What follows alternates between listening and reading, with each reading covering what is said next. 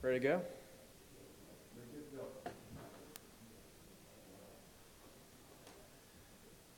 All right, well, welcome everybody. Congratulations for being up and awake in here Sunday morning. We appreciate you coming. Being sober Saturday night really sucks, but here we all are. Yeah. And welcome to our talk on ham radio for hackers. We're going to go over why ham radio is still relevant in this day and age. It's not just a bunch of old geezers that are sitting there talking on the radio. Personally, I really don't like talking to strangers, which kind of makes this a little weird. But ham radio and the fundamentals you learn with it, they are super, super relevant to the hacker world. So one thing I want to do is give a shout out to both the 303 and the 719 crew. They're kind of how we got into this whole thing, especially our friend Nick, who was the person that we wrote this entire talk for. He kept asking us questions about RF. Third time. Yeah, this is the third time he's missed it. So Nick, when you see this, you should be here. Anyway, we're writing all this so that we can answer questions for our hacker friends about what ham radio has for them. And so everyone always says, hey, what's up with these old boat anchors, the little green radios, and now we got all these little SDRs. Like, how do we meet in the middle? What do we do with all the old technology, and how do we bring that into this era? And you can see our call signs there. I'm N7HKR, and he's K-Rover. You can get some vanity call signs, but if you get your license, you're going to get a call sign. And that call sign is actually pretty trackable. If you go in and start looking, there's FCC databases, and hams are nerds, so there's lots of other databases that pull on all that information. And those call signs will track back to your address, so there's not a lot of anonymity there. Things are pretty public. It takes kind of some of the open source ethos to the next level where everything has to be out there legally. So one other thing I think we should bring up is that we're from Colorado. This is Devin's backyard, and this is my daughter down here. One of the things we like to do when we're doing radio contesting is see how much we can hack the contest. So one thing we learned is that old white guys like to talk to women. So as soon as you get into a radio contest, get your younger or significant other on the radio, and all of a sudden you'll have a pileup, which is a large group of people that want to talk to you. All right, so when we talk about which one of these things looks like the other, this is what ham radio nerds look like. I mentioned contesting. Mobile contesting is what I got into pretty quickly. VHF and up. So you can see our rover over there on the far left. There's 12 bands on that rig. And then we drove out to the middle of nowhere, somewhere between Kansas and Colorado, and set up there and operated for a weekend. And this is what hacker nerds look like. This is our war driving rig, and that's my wife's car. Yes, it's looked like that, and she's fine with it. And I think this last year we managed to log over 80,000 SSIDs in under 2 hours with that rig. Second place was about 30,000. So knowing the principles of RF, you can tailor some of your gear to do certain things and behave in certain ways that will give you an advantage. And yes, the officer there was really interested in what we were doing. So a lot of the questions that you might ask as you're on a social engineering or walking around DEF CON and explaining to yourself to officers, you do a lot of social engineering there to try and get yourself out of a ticket. No, we're not doing anything wrong. Yes, we have a license. Yes, we are receive only. So you get pretty good at PR with the public. And the amount of strange looks that you get when you're driving around with that on the roof, you just start ignoring them at some point. It's kind of entertaining for a little bit, though. So, what is amateur radio? You can read that if you want. Key points, it's non-commercial. You can't do any, commercial activity on there. Yes, you can run TCP on ham bands, but all of the internet runs on ads and commercial portals, so you can't really connect it to the internet just because of the non-commercial aspect. You can't sell stuff. There's a little bit of leeway for selling some of your ham gear on there, but you'll get called out really quick if you start trying to use your ham stuff in any commercial way, and then it all tracks back. You've got the license. You have to announce your call sign every 10 minutes, so people can come and find you if you're doing naughty things. Wireless experimentation. Back in the day, that meant messing around with ham radios and trying to get the furthest contacts and things like that. These days, it's dicking around with SDR, analyzing protocols, and things like that. So it's really evolved. The same basic RF, but we're just using it in a much more modern fashion. Yeah, so back in the day, you would use this to chat with people that were on the other side of the country, or world in this case. And so you could get on HF and talk to people that were on the other side of the globe. So this was the original IRC. But like Devin said, now with so much wireless experimentation going on with like the RTL-SDRs, a lot of the development is happening in places like GitHub. And so when I want to find something new to do with an RTL-SDR, you get on GitHub and you start working with other people that know, more about that chipset than you do, and you just build off of it. Yep, and everything's wireless. Everything. How many people here have a wireless device on them? Yeah. How many have multiple wireless devices? It's all RF. Wi-Fi, Bluetooth, Zigbee, Z-Wave.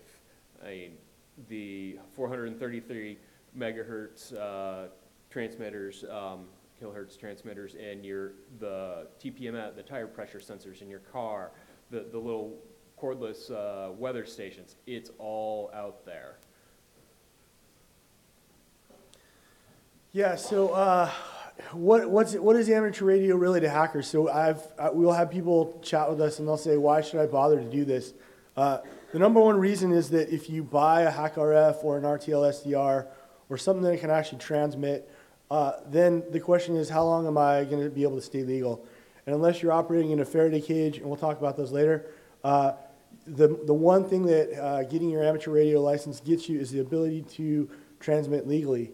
The other thing is that you have a legitimate transmission, and the question becomes, what's the difference between legitimacy and legality? So legality is the government not caring about what you're doing, or at least being able to track you down if you're doing it wrong.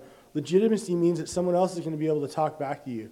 So, you have a lot of people that get a hack RF and they start experimenting with it, and they don't have anybody on the other side to talk to.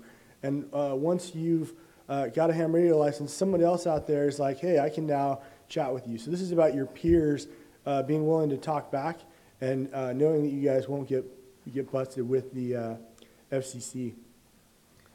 Then there's the education, training, and learning, kind of the same stuff, but it's people getting together to screw around with this crap. It's a community. It's a very strong community. Both on the ham end of things, with the older school style of talking to each other, and also on the new school SDR end of things. There's some very big communities there, and very open source, very sharing.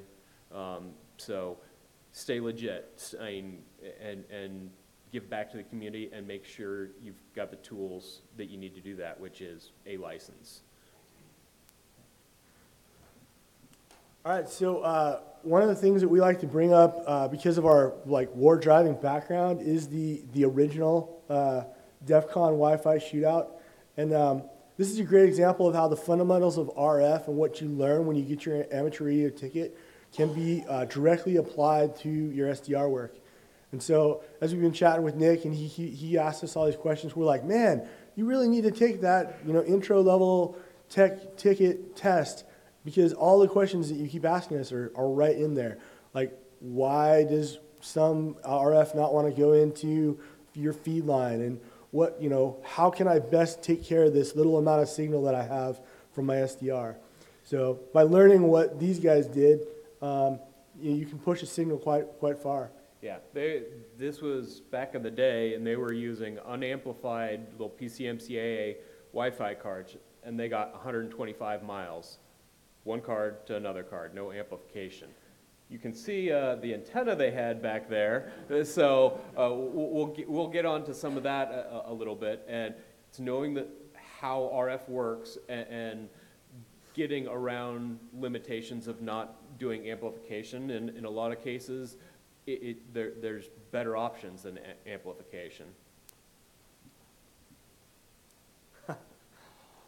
All right, so the amateur radio guys do not like it when you call it CB.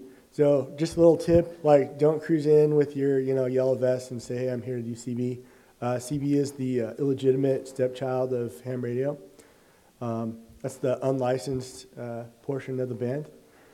So to get on the air, you need a license and you need to know the rules. And those are listed separately because it's not just about memorizing the test and going and taking the test. You can do that. By the way, all the answers that you will see on the test are published online, so you can go online to eHam and just memorize all the answers.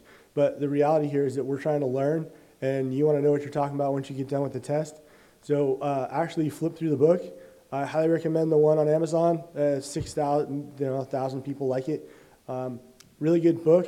It's published by the ARRL. There's a link down here at the bottom. Go on there, click on there, get a book, read through it, and you'll be ready to take the test. Yeah, for my technician license, I went through and I just crammed the answers. I kind of later regretted that, so then I went and actually studied for my general and extra, and I got a lot out of it. And it's one of the reasons I went and got my general and extra is just to have an excuse to go and learn. Your license is good for 10 years. I think we've already gone over the amateur-only aspect. Public encryption, or public communications only, no encryption. This is all out there. Things can be encoded, but they can't be encrypted. If you want to do encryption and privacy, you have to get some other kind of license, some commercial license, which is probably going to be expensive and rather limited. This is out there for public domain type stuff, and don't encrypt. It's also transmission, not broadcast. TV out there, they're just cranking out a signal 24/7, 365. They don't know or care who's listening. They have a license to broadcast, so they're just chugging away all the time. Hams, on the other hand, we're transmitting to somebody. We're part of a two-way communication. We are not legally authorized to go and just broadcast out to everywhere. We have to have communication going on in a bi-directional manner. 3 license types: technician, general, and extra. Technician is the entry one, easiest one. Get your technician, worry about the general and extra later. Especially for experimentation type stuff, they're not quite as useful. They get you access to some more bands, especially at the lower frequencies, for doing some real long range stuff, but we tend towards the shorter range stuff at higher frequencies. Yeah, so if you guys have an HT, maybe like a Yaesu, someone was talking about, the newer bands that radios that you can get, little SDRs, the Baofangs that you can find on eBay. You can operate with one of those with just your tech license all day long. Once you want to get into something that's going to reach around the world, HF, you're going to want to get your general and extra. But a lot of people find that they're just fine with their tech license for the first couple of years until they get more interest and want to get on other bands. Those little Baofangs, you can get into one for $30, $35. So pretty easy entry level. Radio basics here. Well, you start off with a transmitter here, a microphone, dump it into an amplifier, and it sends AC, alternating current, out to antenna, which jiggles the airways, and then airways jiggle over here, and comes down as AC on the other end. So it's pretty basic. I mean, at the core level, it's an AC, electromagnetic wave, back into AC. To go deeper on that, it can get a lot more complex. I mean, this is an SDR block diagram. And processing that, tuning to different frequencies gets really complex. But at the basic level, it's pretty simple. Back in the day, some of the early systems were just spark gap, where it would arc across a certain area, and that arc would cause the EM, electromagnetic wave, which would go out there. Not very tunable and kind of all over the place, so not really in use these days, but fundamentally it's just AC getting transformed from something on a wire, going out over the air, back into a wire. And seeing how it's alternating current, the receiver here, especially for your SDR, that's just a voltmeter. Oscilloscope is a voltmeter over time, and SDR is just another software-defined voltmeter that you can tune for different ranges. All right, so when we talk about modulation, it can get kind of complex quick, but it's important to remember that these are all things that we use on a daily basis. So we've got your modulating signal, and your data on the far left there, and then you're going to inject the carrier, and at that point you have a modulated signal. Now, whether it's amplitude modulated or frequency modulated depends on whether you push AM or FM on your radio. So you guys all have experienced AM and FM on your radio. You know that FM, is where you listen to, music, and AM is where you listen to talk radio and things like that.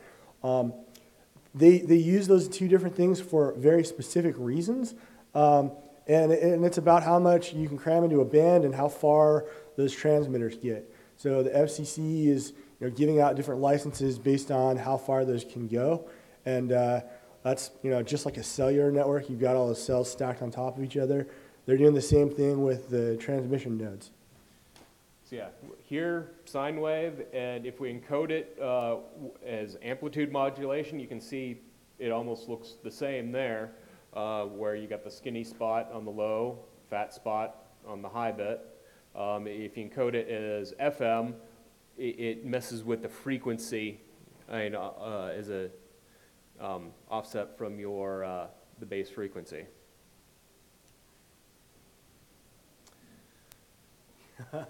All right, so one of the things you'll hear in ham radio is DC to daylight, and that's basically the manufacturers of the radio trying to talk about how much their radio will generally receive. You're not going to get to transmit DC to daylight, but most rigs will hear quite a bit. And the little RTL-SDRs, little $20 guys, they've got certain areas on this frequency spectrum that they can hear, and others where they can't. Yeah, right in there on VHF. The important thing that I think this diagram illustrates is that sound and light and harmful radiation are not that different from radio waves. So when we start to talk about the way antennas work, if you think about how light waves work in and out of a room, and then apply those, generally to what's going on with RF, it can help you model things. But there's a whole lot of things on this spectrum that we know and use all day long. Our radar bands are in there. 2.4 ISM is on there as well. So the same things same rules with physics apply to 2.4 that do to HF and VHF. They operate differently, but once you learn the fundamentals, it's pretty easy to go up and down the band and have things work. And we've gotten the question before, what's sound doing on here? It's not electromagnetic, but it is a frequency. Something's happening at a specific interval, and that's just showing how, the frequency of sound that we hear relative to the RF spectrum frequencies we're talking about. So the lower you go, the bigger the wave, and the higher frequency, the shorter the wave. So up here, we're talking about a wave that is 3 centimeters. So that's around your 5 gigahertz. So that's pretty small. And then when you start dealing with some of the AM broadcast stuff and even lower, you're talking about waves that get to be miles long. Those have incredible penetrating power. They'll go through the earth, the oceans, but they're extremely slow. If you're trying to communicate something on a really, really slow frequency, you're talking bits per second if you're lucky. That's the type of stuff they use for submarines. One of the interesting things to note here is that the reason why we're moving from 2.4 to 5 gig, and then we're going to go even higher for data, is because the higher you go in frequency, the more actual bandwidth you have. So when you go down to HF, those signals are so wide that one of those conversations in audio would just decimate our entire 2.4 band, as it were. So we're going to keep going higher, and you're going to have radios that go down to parts per million of accuracy before that will work. So down at HF, where everything started with spark gaps, you could use older, pretty basic electronic components to differentiate between one signal and another. But as we go up in frequency, we're going to have ICs that are much more sophisticated than we had in the past. Yeah, and also, the higher the frequency, the easier it is to block. Stuff that's kind of down here, that's going to go through the walls, no problem. This stuff up here, it might not make it out of the room. So with the cell system, they have to, as they go up in frequency, they have to cram more and more cells into a given area because they don't have the range, but it gives them more bandwidth. We're going to do our not Q-spectrum radar or Q-spectrum analyzer demo here.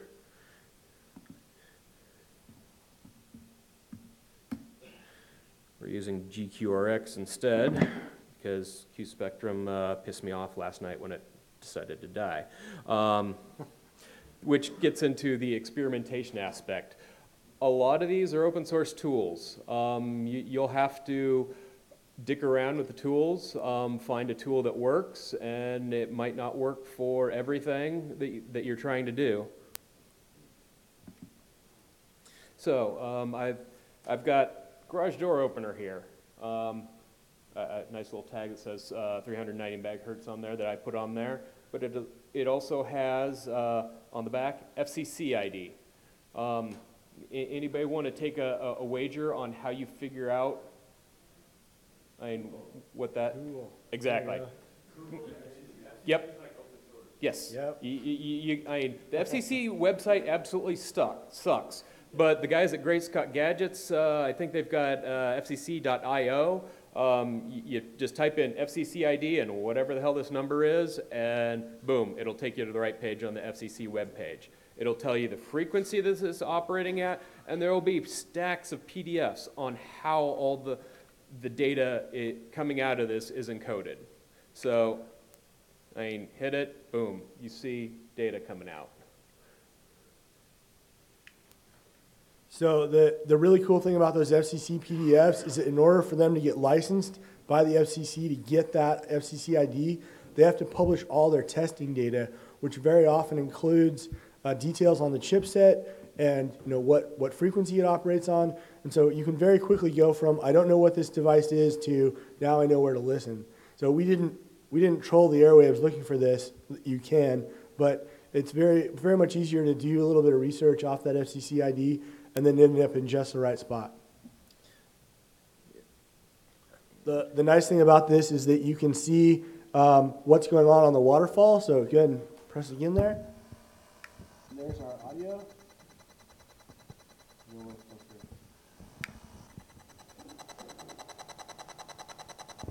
All right, so you can tell we've got the difference between what you can hear and what you can see. And at this point, we can take the output from GQRX and input it into other programs and start decoding it. And this is using some sort of on-off key shift, and you can then pull up other pieces of software and actually do analysis on what the data is and then reverse engineer it. So that's kind of another entire talk, and there's some really cool software projects going on that are out on GitHub. But the ability to find where your device is and see the data starts to help you figure out, is this AM or FM or phase key shifting.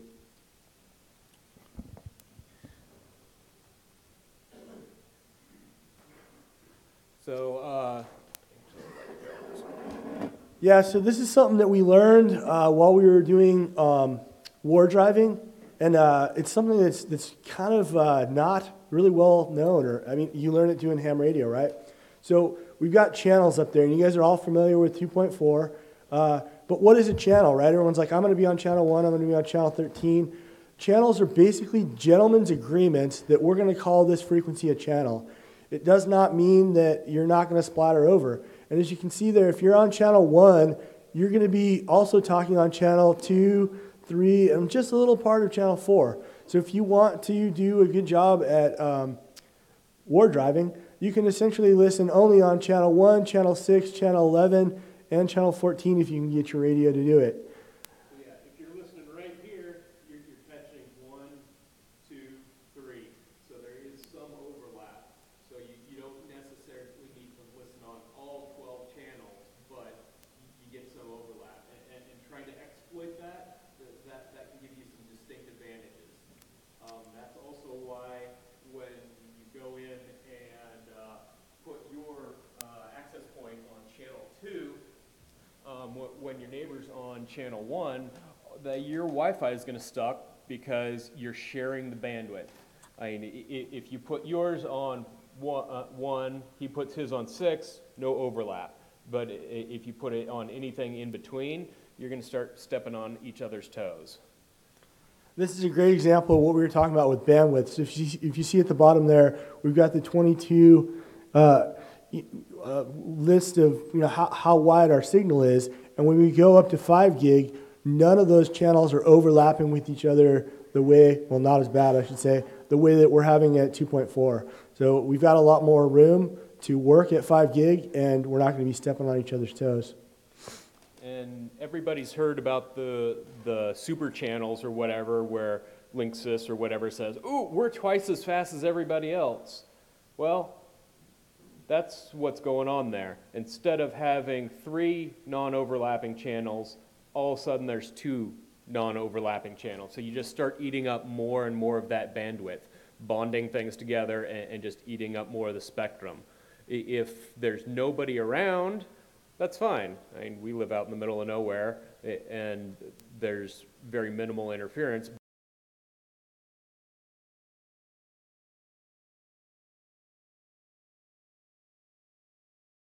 You're sitting in an apartment here, and you try doing some of the channel bonding stuff and eating up more and more of the spectrum, you're just going to be stomping all over your neighbors, and your neighbors are going to be stomping all over you. All right, so one of the things that we get lots of questions about is gain. And this is a real sticky question because the question comes up as to whether or not we should use an antenna or an amplifier. So, little laser pointer right here. This is 0.005 watts. As you can probably notice, it's actually brighter than that couple 100-watt projector in the back there. It all comes down to focus. If you focus a signal down, it'll travel farther, it'll be more coherent for a long ways. So, and it works on the receive end as well. If you tune out everybody else, all of a sudden that one signal that's way out there comes in a lot clearer. So when people talk about gain, it's focus. If you are just trying to reach everybody in an area, a low gain antenna, it's like a light bulb. It'll light up the whole room, and that's great. But laser pointer, it'll reach out several rooms away. It'll go a lot further, but you don't want to try and use a laser pointer to run around in this room and try and find your car keys in the dark. So every year we go to DEF CON, and Hack 5 sells those really cool, super tall antennas. And we'll get to that. Okay, yeah, we'll cover that in a bit. So signal to noise ratio. So this is the Kali quote here: "The quieter you are, the more you hear." And the difference between SNR is really, everyone's always like, SNR, I don't understand. But essentially, if you look at the signal and the noise floor, you can imagine that if the noise floor rises to a level at which it's too high for you to be able to hear the signal you're trying to receive, it goes away. So the SNR, very simply, is the difference between the received signal strength and the actual noise floor itself. And the lower your noise floor, the more you can hear, the better you can hear that signal. And the higher your noise floor, you can imagine you're going to hear it even worse. The perfect example for this is the bar. I mean, head down to the bar, and a ton of people talking, and this whole noise floor, it's coming way up here. And at some point, the noise floor is going to be so loud that the person standing next to you, the signal you're looking for, you're not going to be able to get it. I mean, the noise is louder than the signal. And at that point, conversation stops because you can't understand what's going on. The answer there is to get the noise floor down or boost your signal. So either you end up screaming at each other, or you get everybody else to quiet down, or you go somewhere else. This becomes super important when we start talking about amplification, because when you turn on an amplifier, you end up amplifying the noise as well.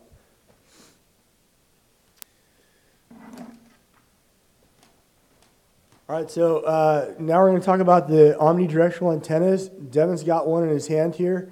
And when you talk about the polarity, yeah. It's right here. So you can imagine that thing is going to be right in the middle of the donut, right there. And we've got different elevation patterns there, one for horizontal, one for vertical. And this is a low gain antenna. It will sit here, and it's going to look something kind of sort of spherical, and it's going to have good coverage patterns in all directions. Who here has one of those high gain alpha antennas? Yep. Yeah, they're about 1.5 feet long. Well, over here, this is what it looks like. Instead of covering everything in every direction, it gets flattened out. You can see the 3D print or 3D plot there. This one, it covers most everything. This one here, if there's an access point sitting right up there over our heads, well, there's no coverage up in that direction. So again, it comes back to gain and focus. If you are focusing in one particular direction, you're not going to be able to see in other directions as well. So yes, it is a high gain antenna, and in certain circumstances, it will give you a much stronger signal. In a lot of circumstances, it'll give you a lot weaker signal. So you just have to know the gain of the antenna, the pattern of the antenna, and what you're trying to do. Just match all of those up. If you want to do something funky, like take your high gain antenna and tilt it 45 degrees or something, yeah, you can get better signal in certain directions, but you have to work harder for that. Yeah, so as you guys are using your antennas, if you can picture this donut radiating out around the antenna, then if you know where it is you're trying to reach, you can start to tip them a little bit better. Knowing what this model looks like can really help you optimize all that cool gear you bought that's not working right. And then a Yagi antenna right there. It's got a even more unusual pattern here. And all the signal is going out in one direction there. There's always going to be weird side lobes.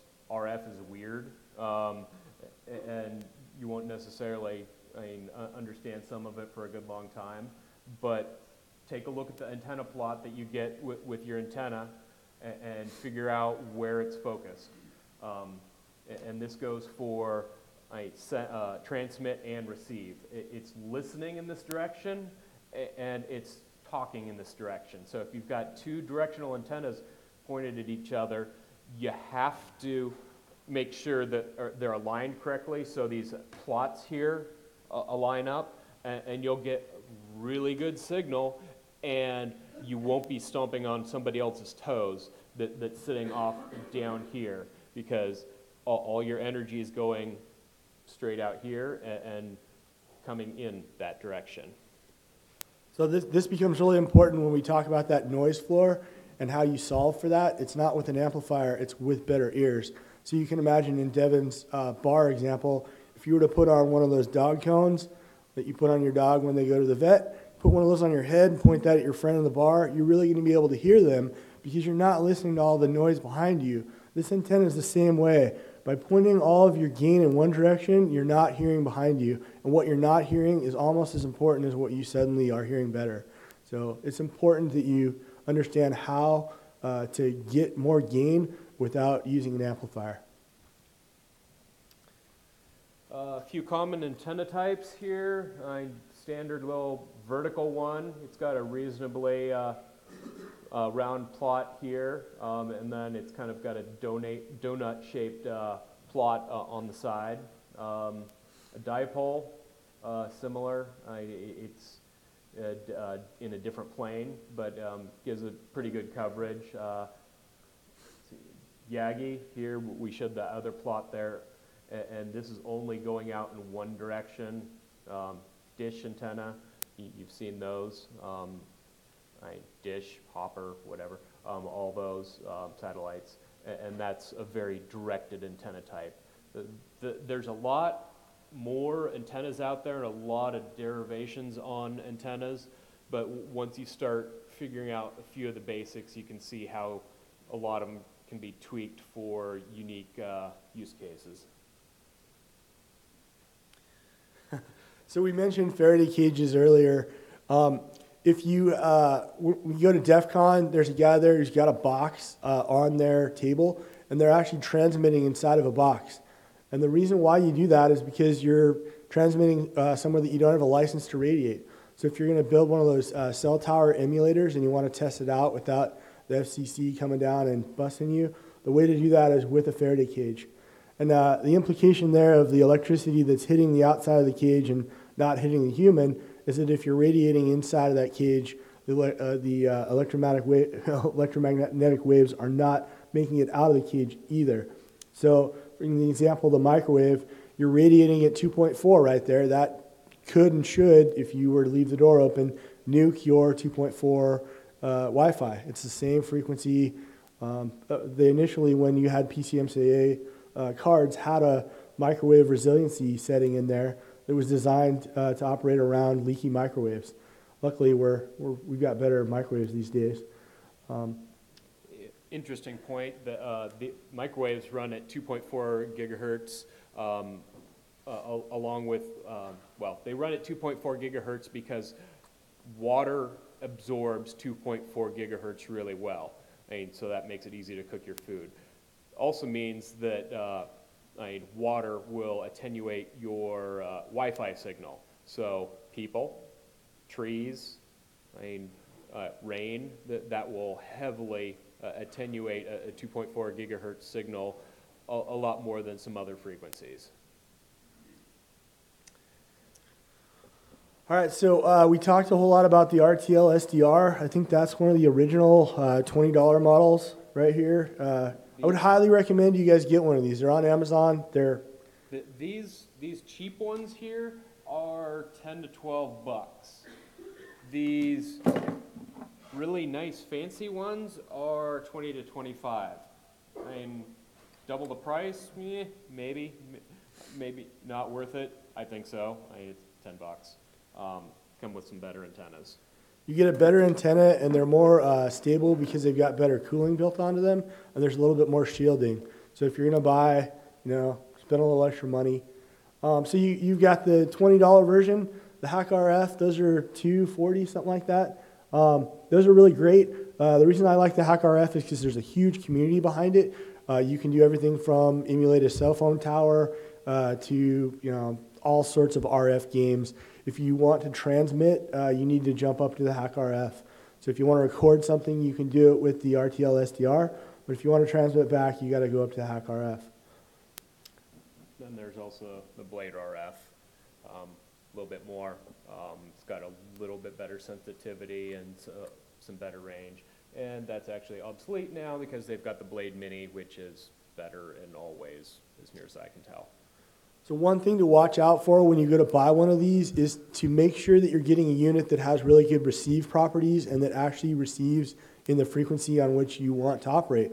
So the RTL-SDR is very wide band, but the receive properties are not as good as the Blade RF. At the same time, the Blade RF has great receive properties, but it doesn't receive in all the bands that the Hack RF will. So you kind of have to cherry pick where it is you want to transmit. For example, if you want to transmit on 222 or somewhere around there, you're going to want to pick the Hack RF. Even though the Blade RF will do a better job of listening, it won't go there without a transverter. So you really need to make sure that the SDR that you're picking is the right one for the job. Okay, so we're going to do a demo here, and my wife actually sitting there has a transmitter that is transmitting some slow scan TV. It's just a Raspberry Pi with camera, and you could do it with a Pi Zero. So, and the antenna is just a jumper wire plugged into one of the GPIO slots, so pretty cheap. And by cheap, I mean it's also pretty horrible. If you look at the use of the spectrum, and it's pretty weak. So if you're not within 10, 15 feet, it might get a little bit flaky. We're gonna, what we've got set up here is just an Android tablet with a USB OTG cable, and then a RTL-SDR and an antenna. Kick off the SDR touch software. You have to fight the UI a bit. It can be quite a bit of a pain at times when things move when you don't want them to, and vice versa. Set it to FM. Go in and change the filter width to 60 hertz, so you're only listening to the little bit of spectrum that we want to. Set it to 14550. Or 144,550, so rather, and then tell it to start listening. And you got to make sure that when you if you're running it, you need to make sure you exit the app before you minimize it. Otherwise, it'll run in the background and just chew up your battery. And how do you know if it works? If it's a millennial, kind of sit there and nod. Listen to the old fart talk about walking uphill in the snow both ways and 9600 baud, and yes, it sounds exactly like a modem.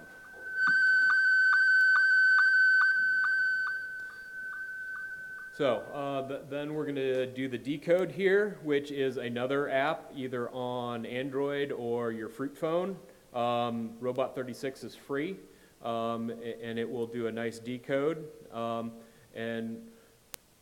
we're doing is it's transmitting off that Raspberry Pi. RTL-SDR is decoding the RF and sending it out as audio. And then we are taking that audio off of one device and pumping it into another that is decoding the audio and turning it into slow scan TV. You can see the photo here, some interference and things. We picked one where we were talking and things, which messes up some of that. And you get the decode. In this case, it's just a camera that takes a picture every 30, 60 seconds or something off that, and adds in the header with our call sign, because you need to transmit your call sign every 10 minutes at least, and away you go. So if we're gonna stick the mic on this, so if anybody has the slow scan or SSTV slow scan TV installed on their phone or Robot 36, you can kick it open and hopefully won't get too much feedback. and your phone should be able to do the decode. I think afterwards we'll probably take the transmitter out there. If anybody has a RTL-SDR and wants to screw around a little bit, we can do that over the iHack Charities booth or whatnot. So I think the important thing about this demo is that you can tell we're not using boat anchor radios. We're not even using stuff that we had to buy at a store. We're using our open source software, or in the Android or iPhone case, something that you can buy relatively cheaply. And you're able to decode this without too much work. You got to do a little bobbling there to get it all to decode correctly.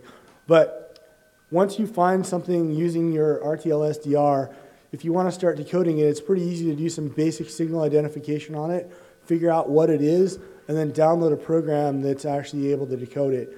If we want to get really complex, you could do this on a PC, sure. But it's kind of fun to do cross-platform. At this point, we're talking from a